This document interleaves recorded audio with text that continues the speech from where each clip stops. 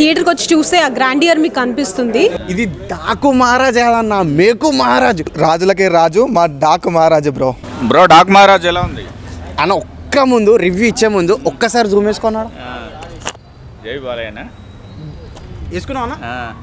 వేసుకున్నావా లేదా? మళ్ళీ చెప్తున్నా అన్న, వేసుకున్నావా లేదా? ఇక్కడ చూడన్న, ఇప్పుడు జై బాలయ్య అన్న, జై బాలయ్య. ఇది డాకు మహారాజ్ అన్న, మేకు మహారాజు. ఒక్కొక్కరికి మేకులు తిప్పినట్టు ఉందన్న కలెక్షన్స్ కింగ్.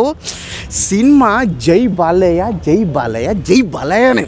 ఇది డాకు మహారాజును ఇప్పటివరకు బాలయ్య కెరీర్లో రికార్డులు కొట్టలేరు అన్నారు కదా. అరే క్రోడ్ సినిమా పోదు, అలాంటిది పక్కా క్రోడ్సే అన్న. అది అంత బ్లాక్ బస్టర్ ఉందన్న. సినిమా అయితే ఎమోషన్ సీన్స్ అయినా, యాక్షన్ సీక్వెన్స్ అయినా అల్టిమేట్ అన్న.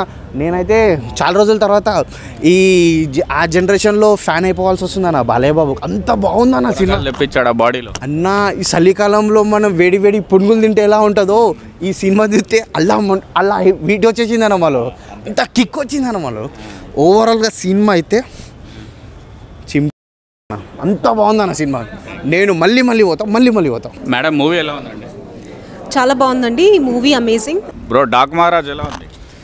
బ్రో రాజులకే రాజు మా డాకు మహారాజు. బ్రో రికార్డులకు రారాజు.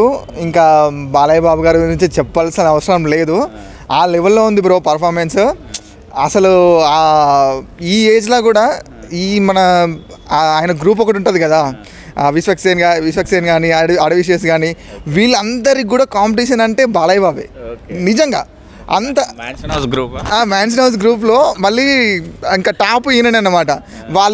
వాళ్ళు కూడా ఈయనతో కాంపీట్ చేయలేరు. ఈ మధ్య చిన్నపిల్లల సెంటిమెంట్ బాగా వర్కౌట్ అవుతున్నట్టుంది. అఖండలో చిన్న పాపనే, భగవంత్ కేసరిలో అమ్మాయి సెంటిమెంట్, ఇందులో అమ్మాయి సెంటిమెంట్ బాగుంది బ్రో. యాక్చువల్గా 2 గెటప్స్ అన్నమాట. ఆ 2 గెటప్స్ కూడా ఆయన ఏంటంటే అసలు రోల్కి న్యాయం చేసేసిండు, ఎక్కడ కూడా తగ్గలేదు. డైరెక్షన్, బాబీ డైరెక్షన్ కూడా సూపర్గా ఉంది. సినిమా ఓవరాల్గా హిట్ బ్రో, కంప్లీట్ హిట్. విక్రమార్కుడు రేంజ్లో ఉందంటున్నారు. ఎంత 100% ఉంది బ్రో. ఆ రికార్డులు కూడా బ్రేక్ చేస్తుంది, అదైతే damn sure. Most importantly production values చాలా బాగున్నాయి.